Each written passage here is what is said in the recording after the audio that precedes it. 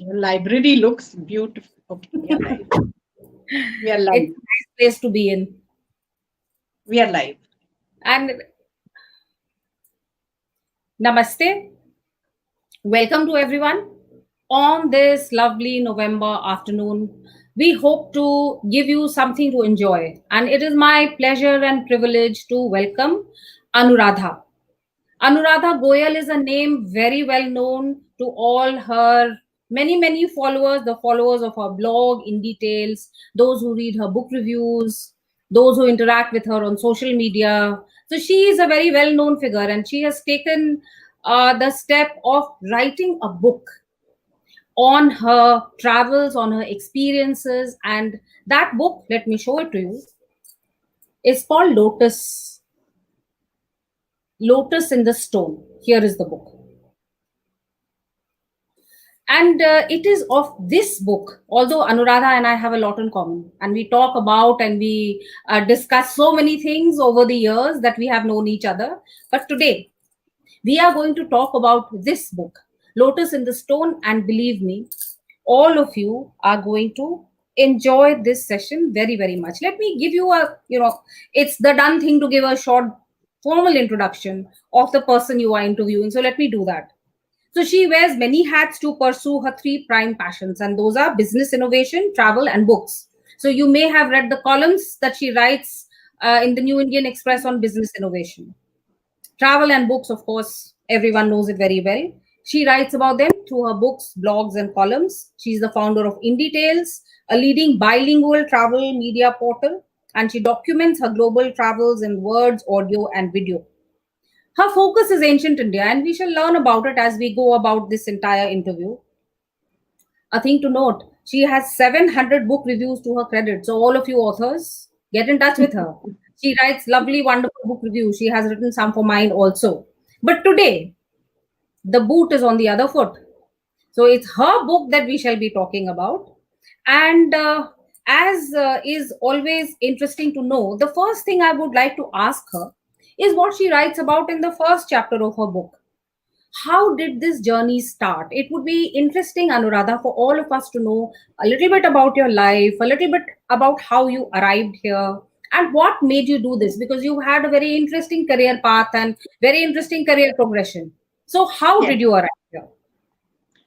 Uh, so I grew up in many small towns in India. My father worked in the defense. So we lived in many small towns across India and in cantonments, which means diversity was very normal for me. But having said that, I grew up a lot in Chandigarh, which is where I did most of my education.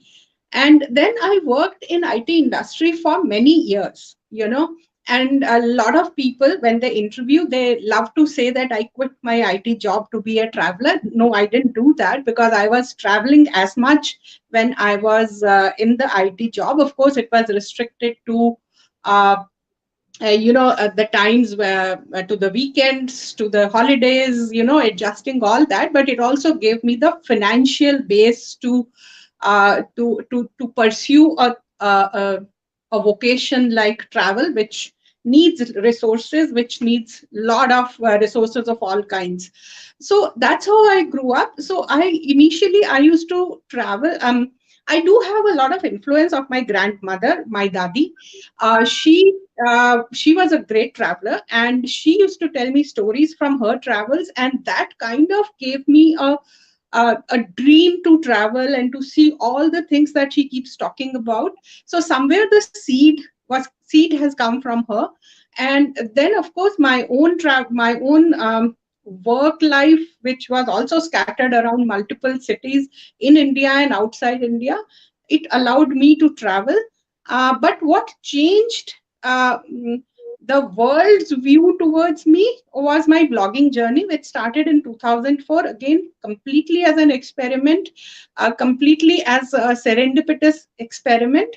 I didn't plan to become the blogger. In fact, we didn't even know blogging and blogger will become like a profession, and it will be a viable profession on which you can make a living in way back in 2004. But 2011, 12, a lot of tourism industry, hospitality industry started working with us. It took a professional turn on its own.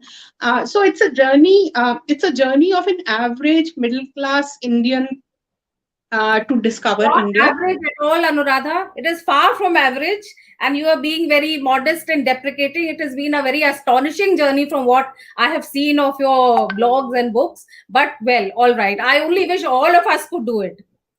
No, when I say average, I'm saying, and I really didn't come with any of these access to anything or anything. It's like you kept walking and you reach somewhere. So that's why I named my first chapter as stepping out. So I think the biggest thing I did was I stepped into ambiguity many a times. I stepped out and I kept walking. A lot of people, in last 16, 17 years, I've seen a lot of bloggers come and go. Some of them have stayed. A very small bunch has stayed. Most of the people come, they go through a curve and then they come down and then they vanish, because it's not easy to sustain creative careers, as you know. And Hmm. be it writers, be it actors, it's not easy to stay stable in these kind of careers. So the only thing I have been doing is stepping out and being comfortable with ambiguity, being comfortable with stepping into something that I don't know where it will lead me. Okay. So, and as And they say that, you can plan something, but what the world or what the divine plans for you is much bigger. yes, that's true. Before we go on to some specifics from your book, there's a question which many of the people who read your blogs will want answered. So, how is this book different from the blogs that you write? How is it different? Right. So blogs are, smaller pieces. One, of course, an average blog on my on Indie Tales is about 2,000 words, which is much longer than what most bloggers write. They write about 400, 500, 700, 800 words. But still, a blog piece is about a particular destination or about a particular experience. It is limited in that way. And it is obviously only 2,000 words. And the next blog is a completely independent blog in itself. So they are distinct experiences and destinations scattered around, while this book tries to bind all of them. It is like, if I can use the Hindi phrase, ki mala ka dhaga jo hota hai.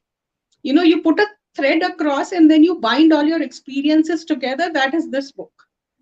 So, Oh, and a lot of insights that I have got, a lot of points that I've connected, a lot of dots that I have connected that have led to this book. So I have not written about the destinations per se, but I have written about how a destination in the north of India is connected to destination in the south of India, or how how a story spans across a certain landscape in India, and it continues to live that way. So oh. it is a lot of connecting the dots, it's a lot of binding the whole thing together. That is this book. So, you know what I'm going to do now? I'm going to pick up a few themes from some of the chapters in your book, because the idea of this interview is to interest people in reading this book and people Right. pay attention. Because I'm going to pick up some very interesting points from Anuradha's book and we're going to discuss them, and that will give you an insight, a little one, into the chapter or the topic, and then you can buy the book and you can read the entire thing for yourself. So, this thing that you said about see an experience across landscapes. There is Right. a chapter in your book which talks about languages and metaphors which are understandable across languages. That Right. I find very interesting, because I personally am a Hindi and Sanskrit speaker. And Right. after learning Sanskrit, I have started very, very seriously listening to Tamil, Telugu, and Kannada bhajans. So Right. the metaphors that are used to describe our divinities are Right. understandable to me because I know the framework. I Right. understand if this is a Vishnu Right. bhajan, if this is Right. a Shiv bhajan, I know what is going to be like. So I understand that. And Right. I believe you have written about something similar in the physical landscape and in the way you have related to people and been able to talk to them. So do tell us about Yes. it. Yes. So I have explored different aspects of language apart from the language as we understand as a literary means of communication. Uh, So one is this is a big a big bhranti, if I can say, a big misconception that all Indian languages are distinct. They are not. If you understand basic Sanskrit or Hindi words or any other language, whichever is your base mother language, if you understand that language well, sometimes it is just the sound that is different. I mean, we are talking at Kalinga at Fest. So if you go to Odisha or if you go to Bengal, you just add O. In fact, I remember first time somebody called me Anuradha. I didn't respond because I couldn't connect with it. But now when I go there, I'm prepared to hear Anuradha instead of Anuradha. Hmm. So sound changes a bit. If I go to, if in fact, if I go to my home state Punjab, they can never speak Anuradha. They'll say Anuradha. So the sound of every language changes. The words remain the same. Yes. Pretty much And I remain just the noticed same. something over here, Anuradha. You said something very interesting about if you know a little bit of Sanskrit, then all Indic languages are accessible to you. And there is absolutely Absolutely, no doubt about it because most of them have absolutely. either derived from Sanskrit or have so many Sanskrit loan words. For example, Tamil.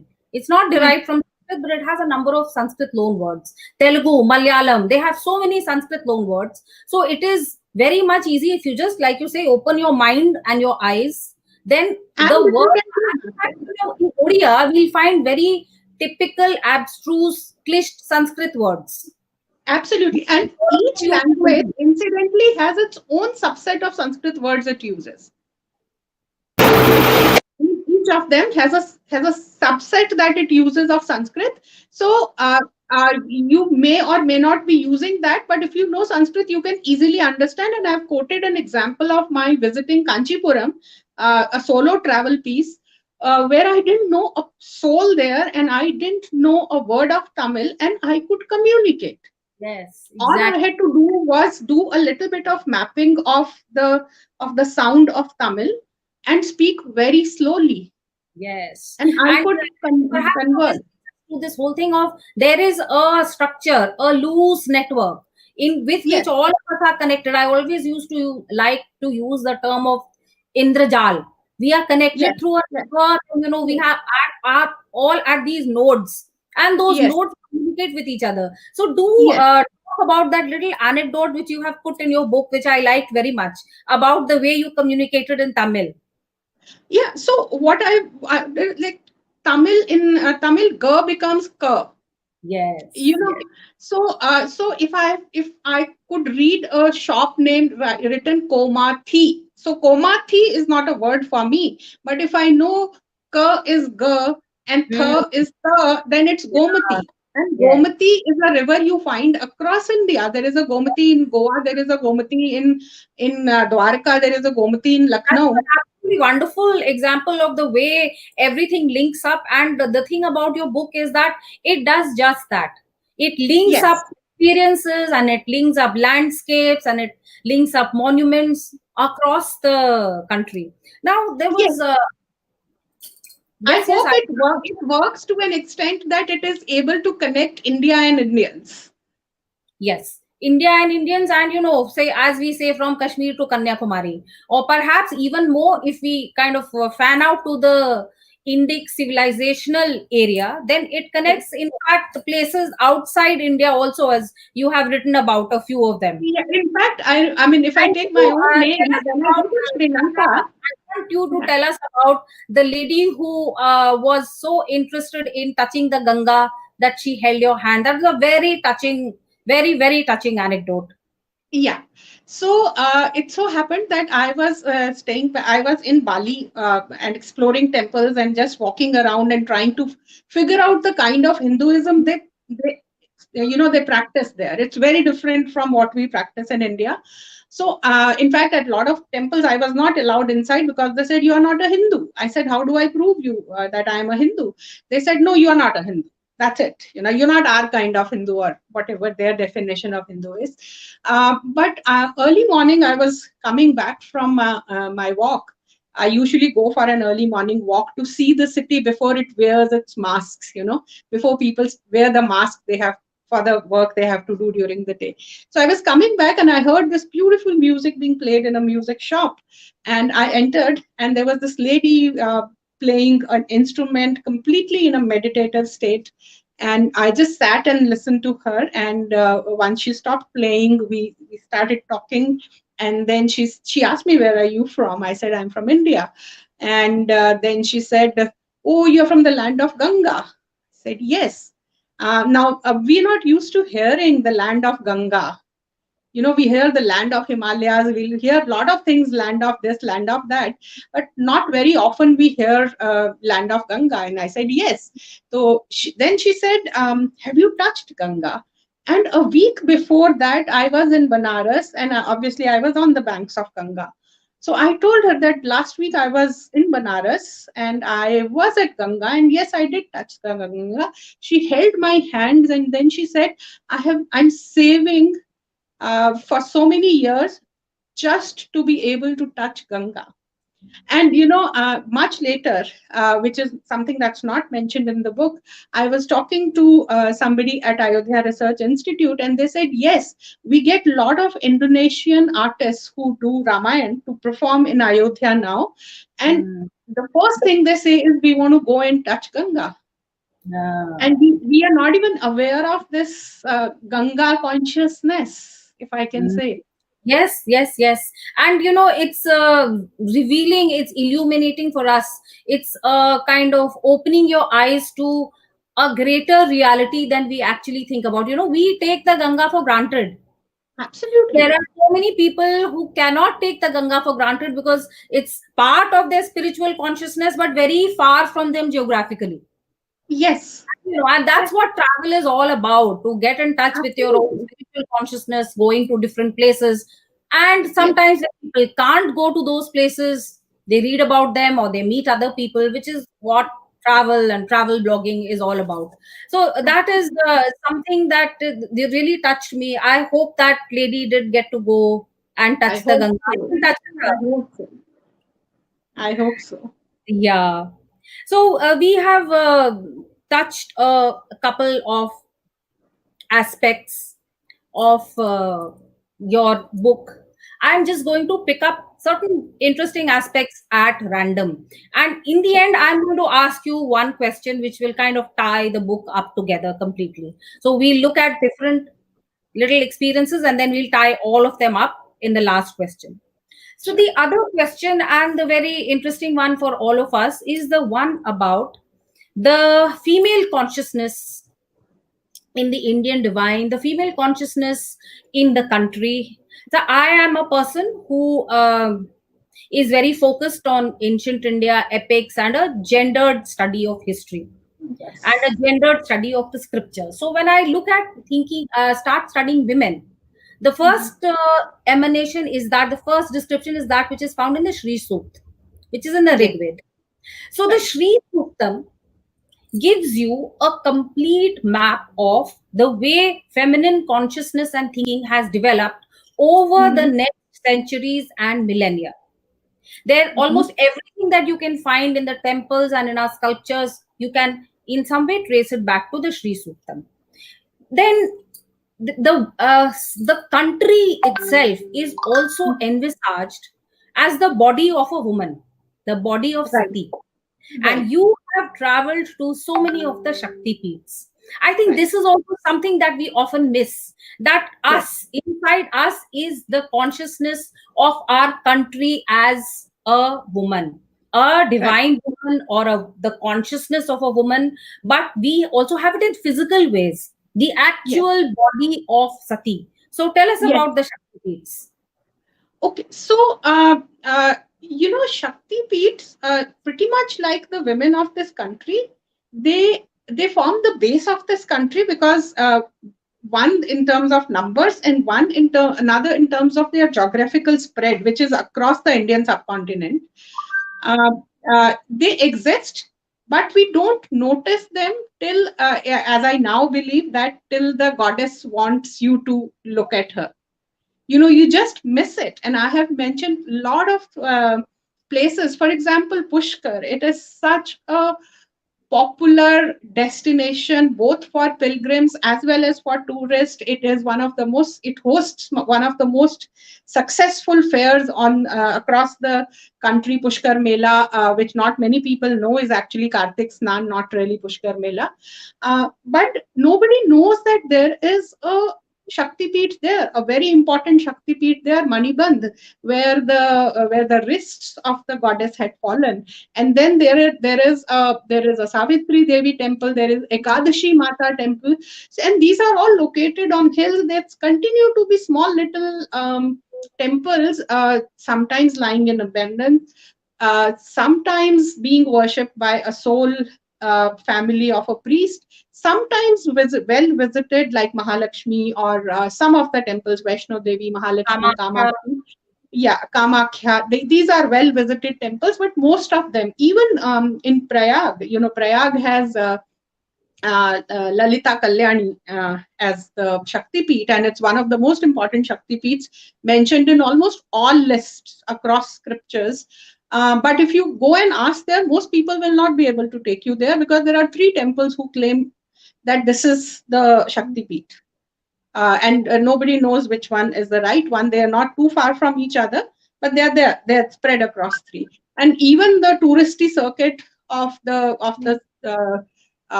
city does not really mention them. So these Shakti Peeths, I believe, are there. In fact, uh, one of my most insightful moments of the divine feminine or the Devi Shakti was when I randomly posted a question on Twitter about the places which are named after Devi. And I thought I knew about 4 5, because incidentally I grew up a lot in Chandigarh, which is named after Chandi Devi, and I was visiting, I think, Mangalore, which is named after Mangala Devi, and of course we know Calcutta, and we know Mumbai is named after Devi. But I discovered a list of, or people shared a list of roughly 50 odd cities in India which are named after Devi, and none of these are Shakti Peeths. None of them. So if you add Shakti Peeths to them, and I'm sure there are many more smaller cities and towns and villages which we are not aware. So you know that. In fact, Anuradha, I think it would be well worth actually mapping all of these. As a travel blogger, as a travel writer, are you aware if this exercise has been done? Mapping all the Shakti Peeths and creating a kind of travel route, or creating a No, kind of not to my 9 month. knowledge. Not to my And knowledge. not to my A couple knowledge of either. I think this is a, something which cou- needs to be done. a couple of institutes got in touch with me saying that you do this, but then it really didn't materialize. I wish somebody will come forward to support uh, creating a route around this. It is very difficult to put all 108 in one place, but we can always start with 18 that the Adi Shankaracharya mentions in his shlok. Okay, yes. And talking still on the subject of women in India and what you found in your travels, you've written something very interesting about the concept of Kanya, and about how Kanya actually, that is not something which is weak and frail, but something which made you feel strong. And also, I found your idea of the different groups in which women are seen as they grow up, or as different life stages are caught up with them. I Right. found that very insightful. So, could you elaborate on that? So, every time there is Navaratri, there is some outrage that says, oh, now they will worship the Kanyas, and now this will happen, and they are looking for non-menstruating women and all that stuff. And suddenly, one particular conversation led me to this insight that, when I was actually small and frail, which means I was actually 9 or less, from my age of like 4 5 years till about 9 10 years.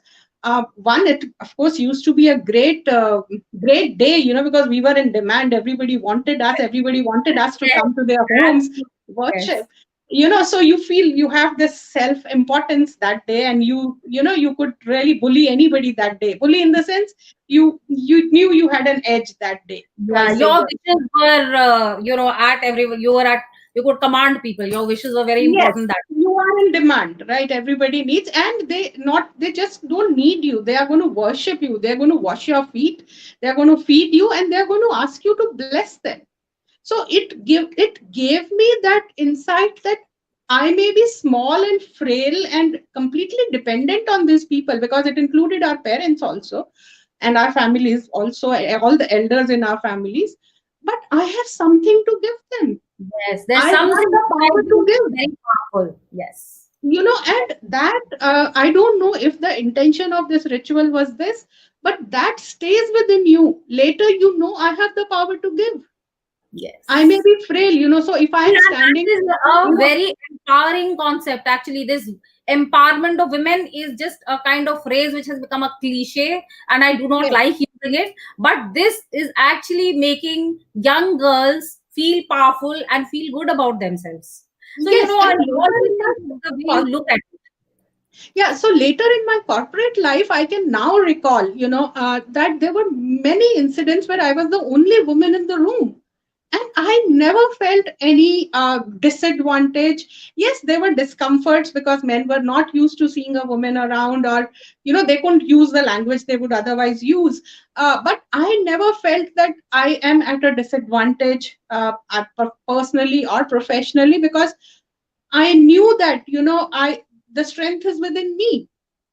And all of us who have grown up like this, thinking about our own strengths, I have a kind of parallel anecdote. So I was, as you know, in the Indian Revenue Service. So I was a deputy Right. commissioner of income tax in Mumbai, and for a period I was part of the search wing, the raid wing in of the Mumbai Right. income tax department, which goes out and conducts raids, etc. So there were 30 people in it, and I was the only woman. So whenever Hmm. that used to meet, so there would be 29 men and me. But as Hmm. you say, it really never struck me, Yes. because it Yes. was all the work which was being done, and if my male colleagues felt any discomfort, well, they were polite enough not to say anything or to exhibit it to me. So the whole thing of not feeling self-conscious in this is perhaps, if we are in touch with the Indian way of bringing up girls, it gives them a kind of self-confidence right from the beginning. And I Right. find it a little surprising that it's being flipped over today, and they Yes. say that the way Indian girls are brought up makes them not confident and makes them feel weak. I wonder. Hmm. I really So wonder. there Perhaps is a the strength. nice There is you a strength that is displayed, which is out there, which is kind of a kshatriya strength, which you need to show so that the enemy keeps away. So that's a very kshatriya mode of strength. But then what you need on an everyday basis to lead life is a very feminine strength, which kind of persists irrespective of lows and highs of life.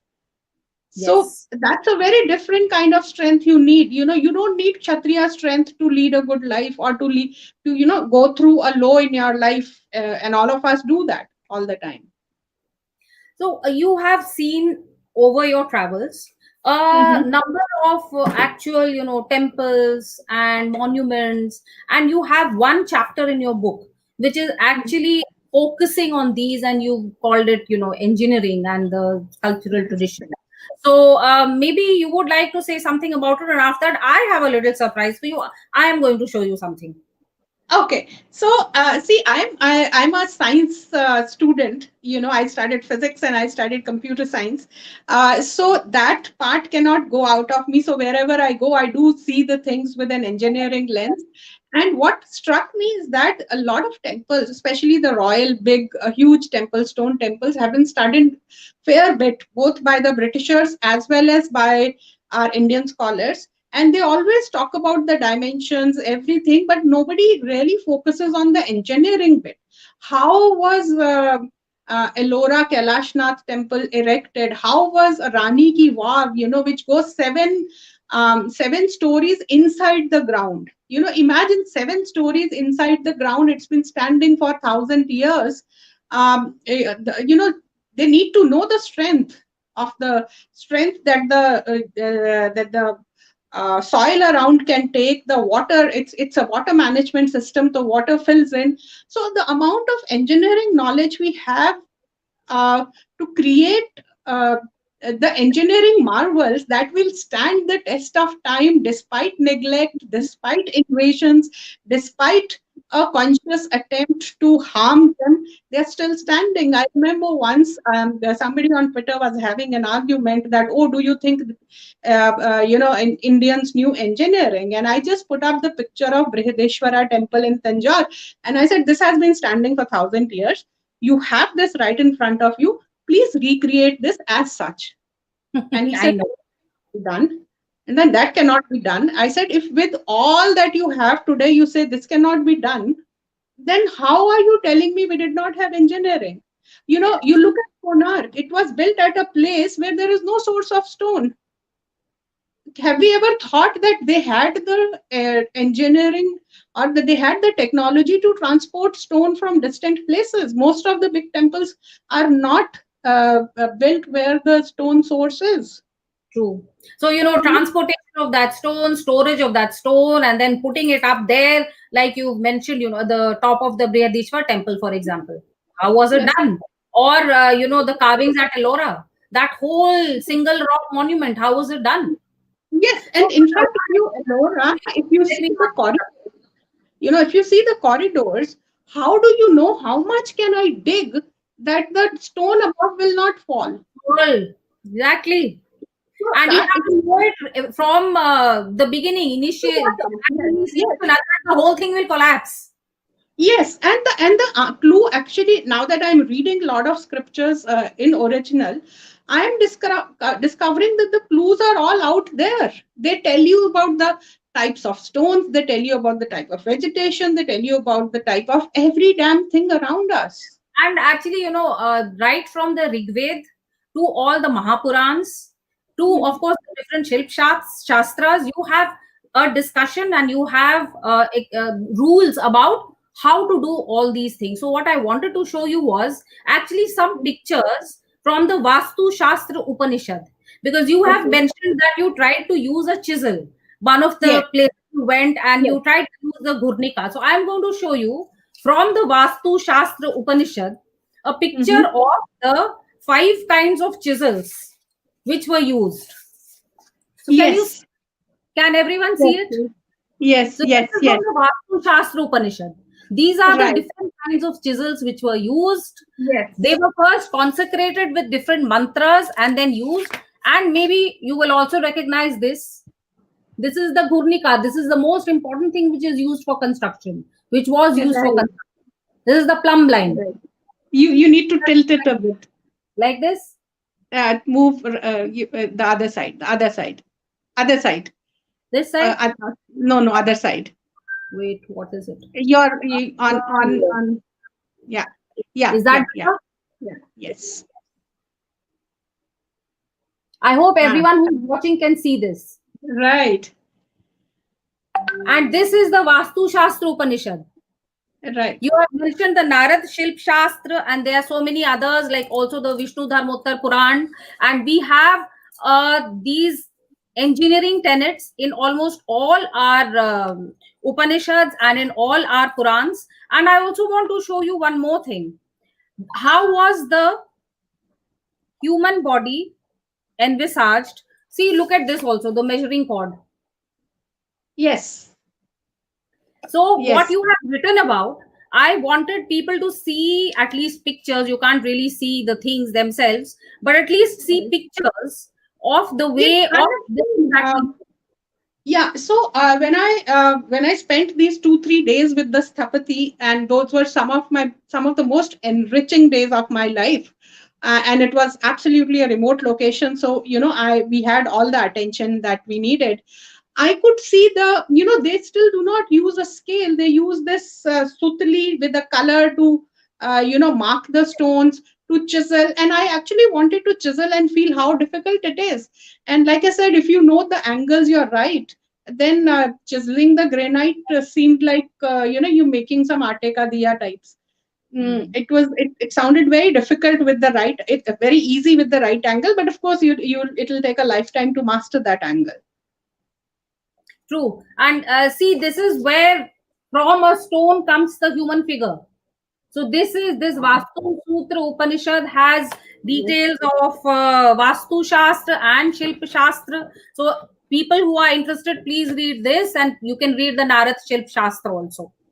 There Yes. are so many small things in your book when I was reading the book, which I found interesting because they tied up with the kind of work I myself do. You've spoken about the muhurat, and Yes. the muhurat was a living unit of time during the Mauryan period. That Yes. 45-minute period, and the 48 minutes. has that entire delineation from the smallest nimish to the largest yug, and those Yes. timings were actually used in the Yes. past. Right now, I feel that there are many things in the past of which we just have echoes. Some things Yes. have survived, of other things, there are just echoes. Right. So, And I remember when this whole Ram Janmabhoomi Shilanyas had happened recently in August, and there was this whole, discussion about Muhurat. Some pundits agreed it's a good, some pundits agreed it's not a right Muhurat. And they kept saying there is a Muhurat of 32 seconds. And I said, whoever is saying this does not understand that Muhurat itself is a unit of time and it means 48 minutes. We started thinking Muhurat means auspicious time. No, Muhurat is a unit of time. it's a unit But of time. but when I listen to some of the old Hindi songs, which means they are just 70, 80 years old, I do find these names, Do Ghadi, Do Pal, Um, and which are very relevant things. So I think we lost it in last 30 years. yes, Uh, and the loss the is loss somehow has been going on very far fast. more. The loss is Yes, going on very fast, and it's up to people like you and me to stem the flow and to yes, bring these things back again. You talked about the Ram absolutely. Janmabhoomi. So let's move on to thinking about the Ram Leela. Ram Leela and Mahabharat performances, which you've seen in so many places. And you've written in detail about it, and you mentioned that in one of the places that it's never the same. It always Yes, changes. And this Ab- is such a central idea of the epics as the two pillars of our civilization, because they're like palimpsests. They always tell you what is current, what is it yes, today. And the yes, same is true of the places where we've exported the Ramayana.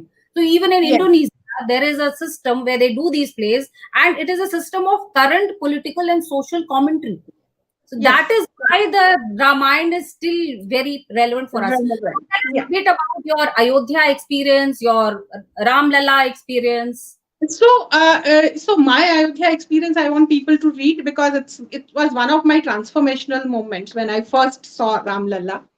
But Ayodhya, I think I've spoken about the Ramnagar Ramayan, which happens for about 40 days in on the opposite bank across Ganga from Banaras.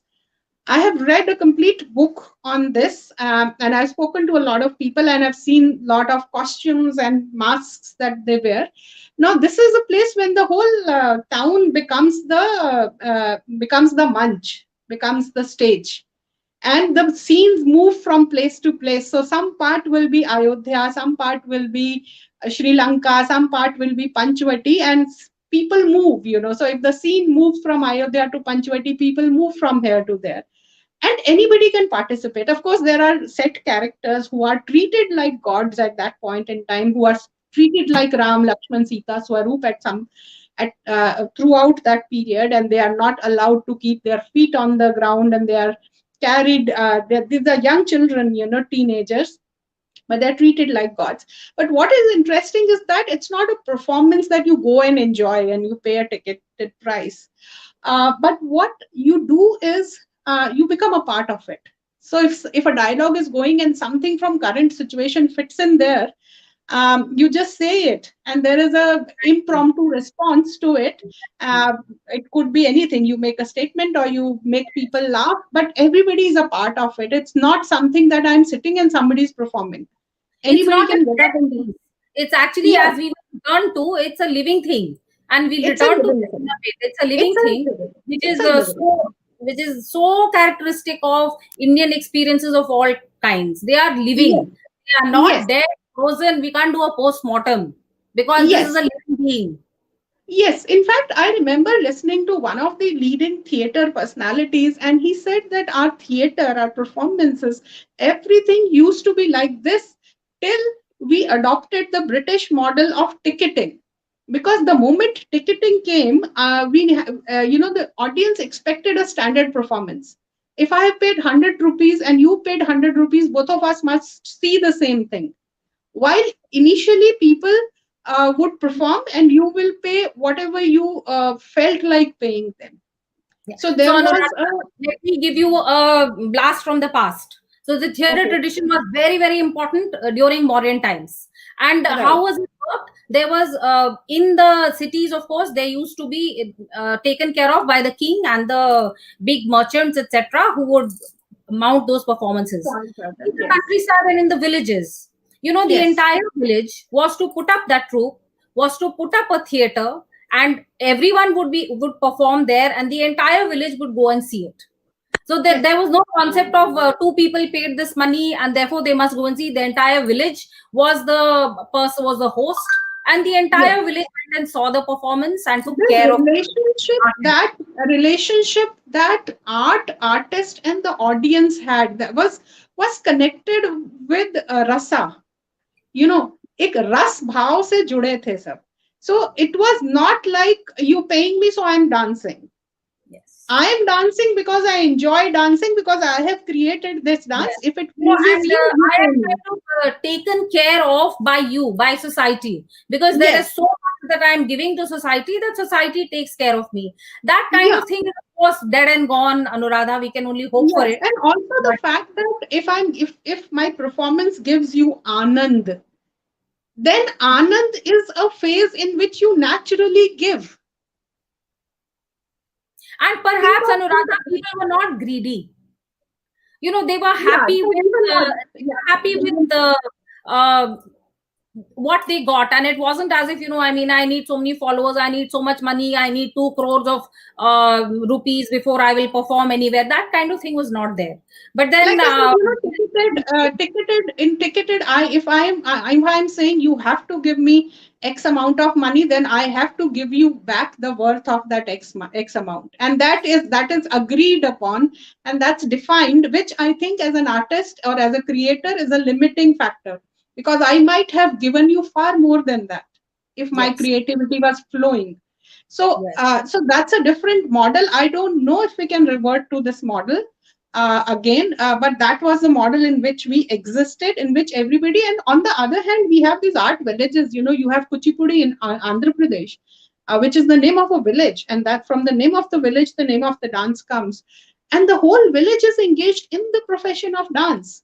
So whether mm, they are dancing, whether they are singing, whether they are even making jewelry, whether they are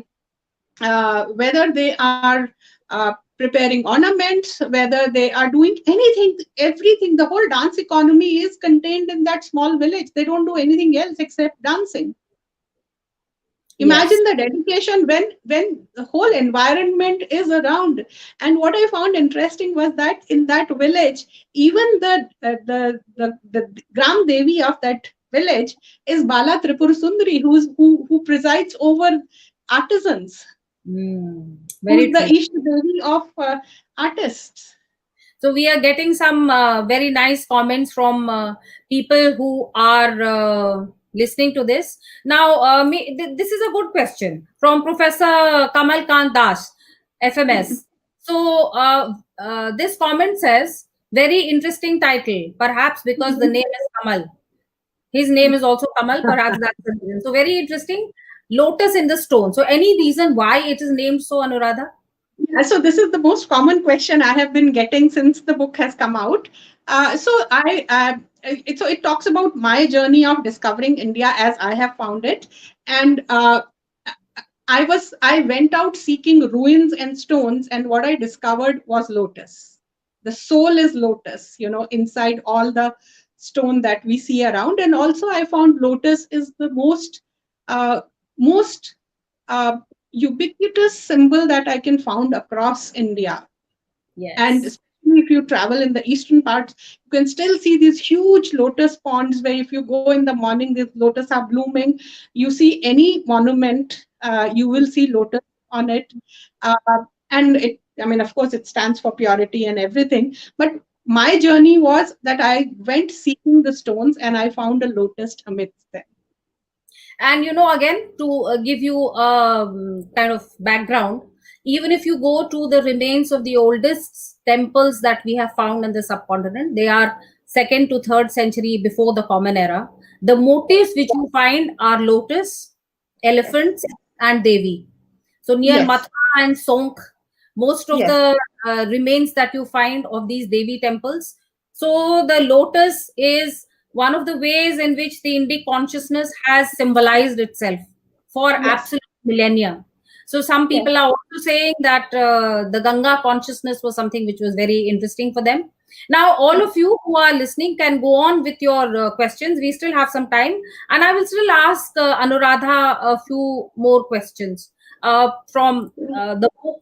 Or perhaps let me ask her the question which I Mhm. really wanted to ask, Mhm. and which I think is perhaps the way I have understood the meaning of this book to be. So, there, Mhm. India has a very long past. We look at it in many different ways. There are textual ways of studying it, there are archaeological ways of studying it, epistemological ways, and numismatic ways. But what is important is the living tradition, which is why in the UNESCO has talked about living heritage, and they have defined living heritage in a particular way, which is something which is transmitted from generation to generation orally through teachings, through families. So Ram Leela is living heritage. So I felt, Anuradha, after reading your book, that this was an exposition of that living heritage, of that living tradition. That was the thread around which you have put all those pearls of your blogs and your experiences. That is Right. what ties all of them together, and that is the essence of India, that it is always living. And personally, for me as a traveler, I read a lot. I read a lot. Um, and I study, I listen, and I do everything, but nothing compares to actually standing there and seeing it for yourself. So we've read a lot about, we in our school textbooks everywhere, we read a lot of poets. We've uh, Maiya Mori Nahi Makhan Khayo, Surdas, we've all heard it. We've, probably written essays about it. But when you stand in Braj and you see kids calling their mother Maiya, then it comes alive for you. Yes, Then yes. okay, this is where Surdas picked it up from. Otherwise, it's an academic thing that you cram for your exams, and you just map it. Mummy or ma or whatever you call your mother is equal to Maya, but you don't see it in practice. But the moment you hear those children saying Maya se pucho, Maya ko do, ya Maya idhar aao, Hmm. then you internalize that. Yes, it becomes And real. yes, and like Radhe Radhe, we all hear it now because of television media. We all hear it, but to be addressed Radhe when you are standing in Vrindavan is another experience. Yes, I You know. become Like a part in of that everyone film. will be called Amma, or Yes, there are so many of these ways in which you address other people.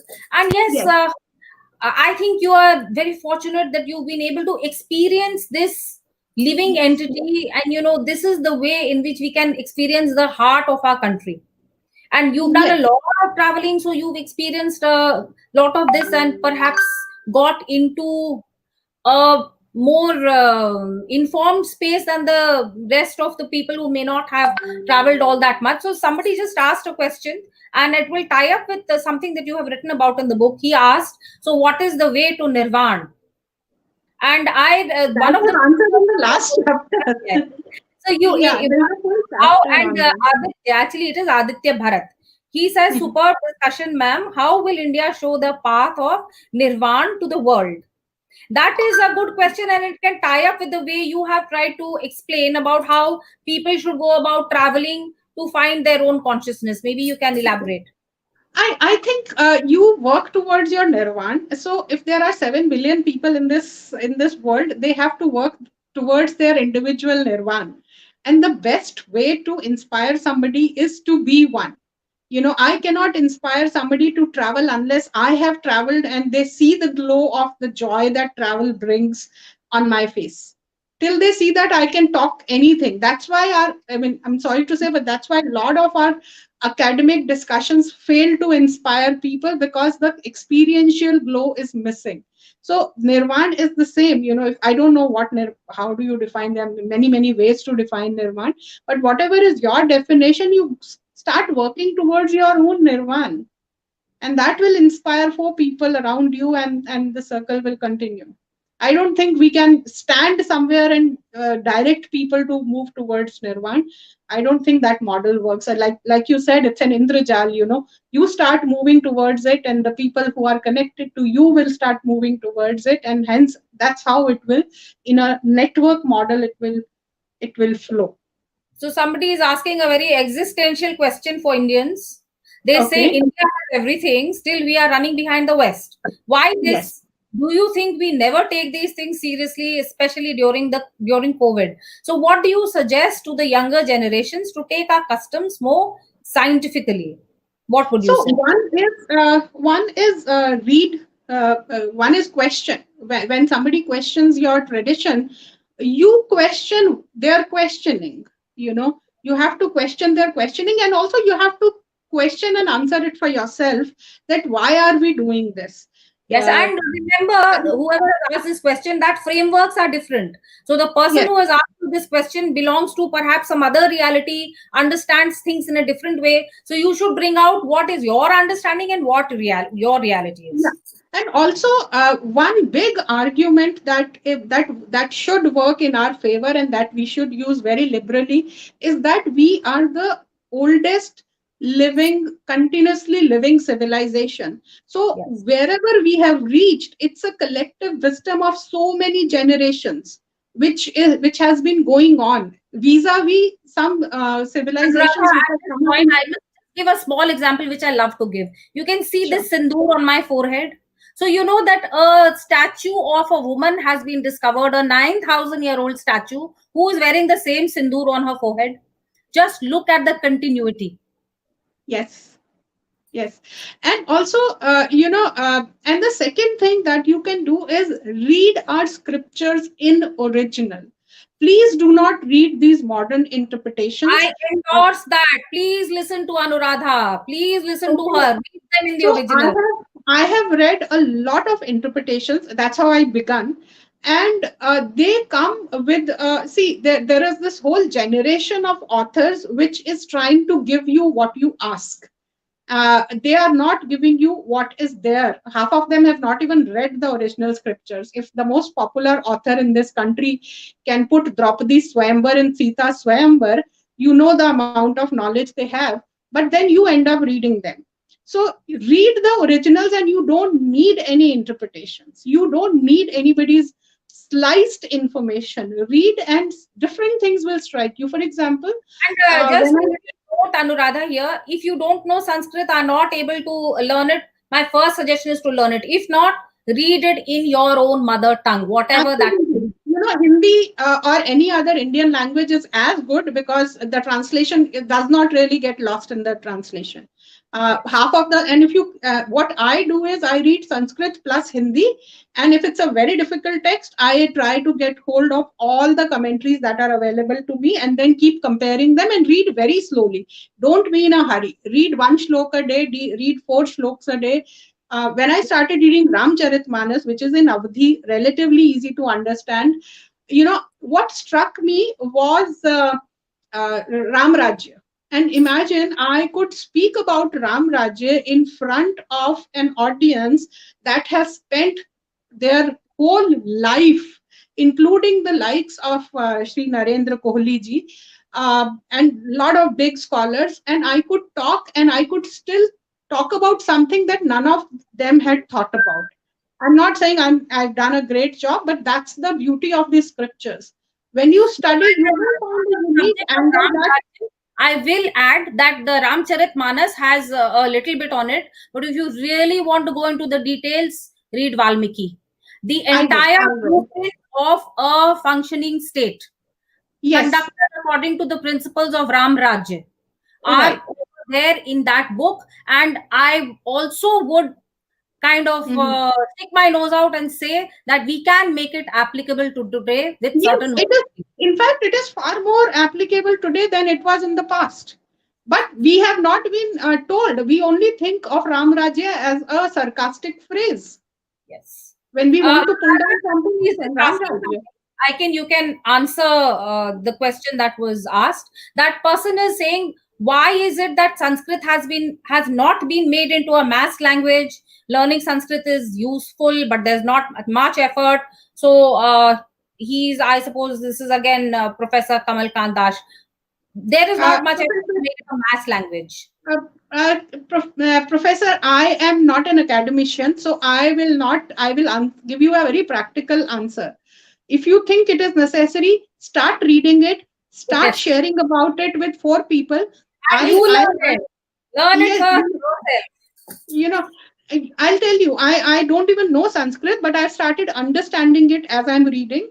I share the snippets of whatever I think is inspiring or something that I have discovered on Twitter with a very small number of followers that I have on Twitter.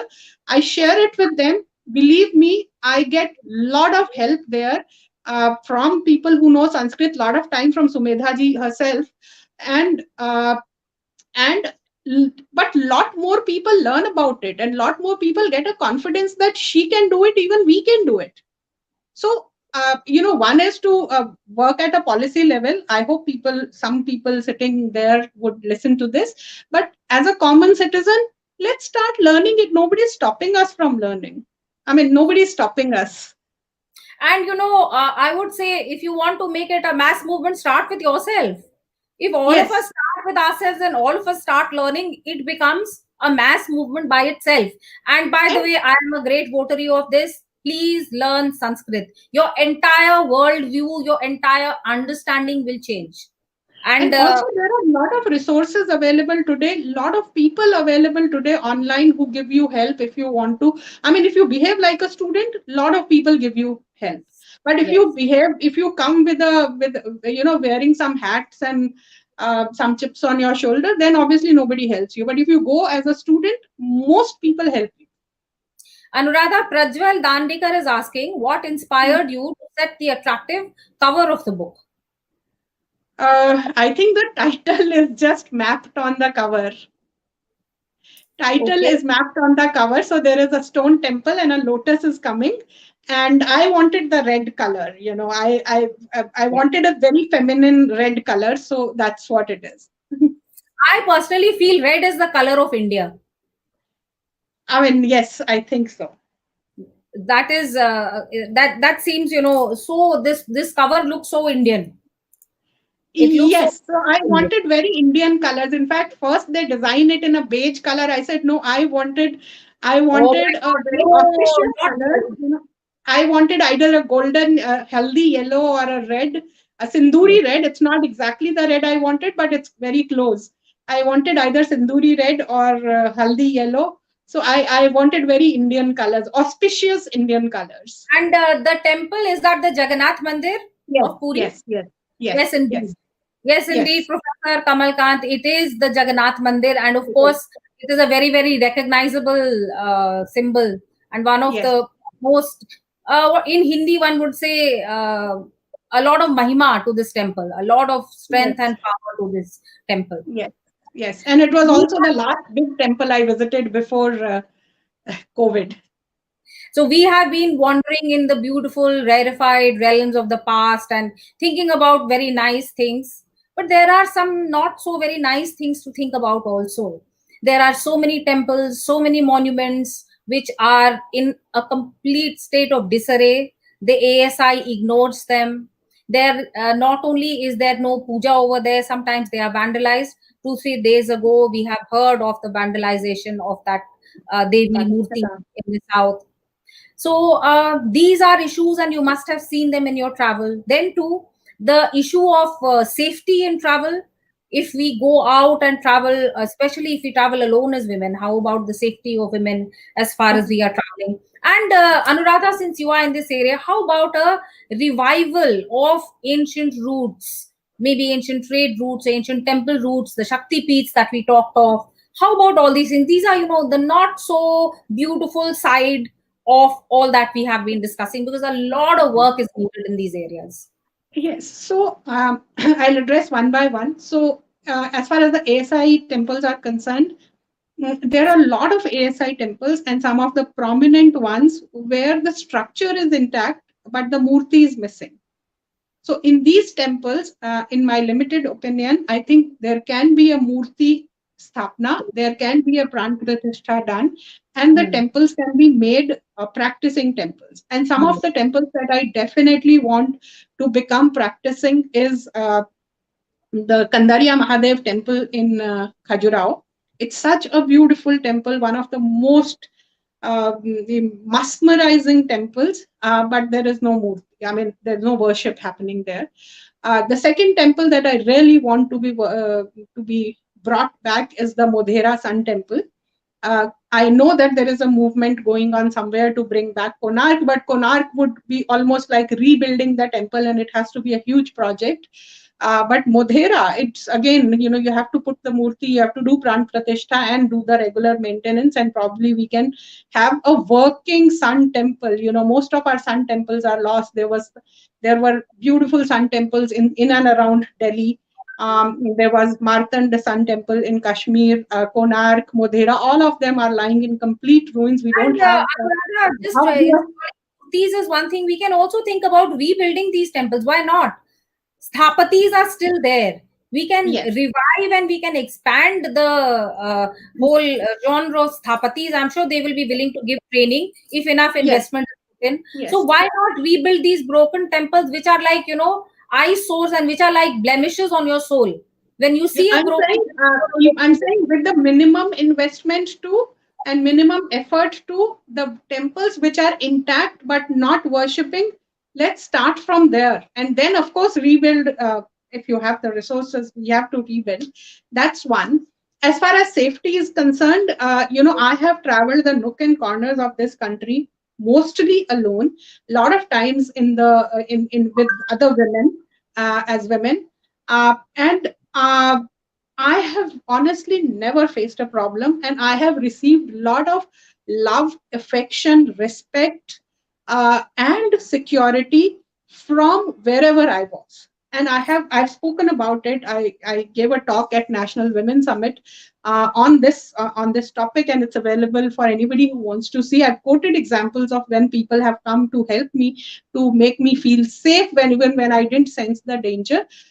So this country is safe as long as you behave yourself. A lot of times, what I have seen is, especially when people, women from urban India go to small town India, they wear this hat of हम बहुत modern हैं, हम बहुत smart हैं, and of course you have to merge. You can't wear what you wear to a pub. You can't wear that to a temple.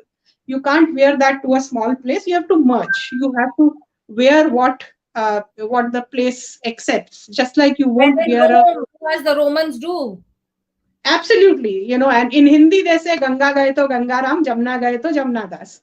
So you have to, or jaisa desh vaisa bhes. So you have to adapt a little bit, but more importantly, you have to be very respectful to the people who you are visiting. The moment you give respect, it comes back in multiples. Yes, yes, that's true. And in general, in the more you go into hinterland, people are far more respectful to women than they are in the bigger cities. That is You true. had a third question, or Yes, should I it skip was that? about reviving old routes of travel and That's a reviving, for dream. example, the Shakti Peeth.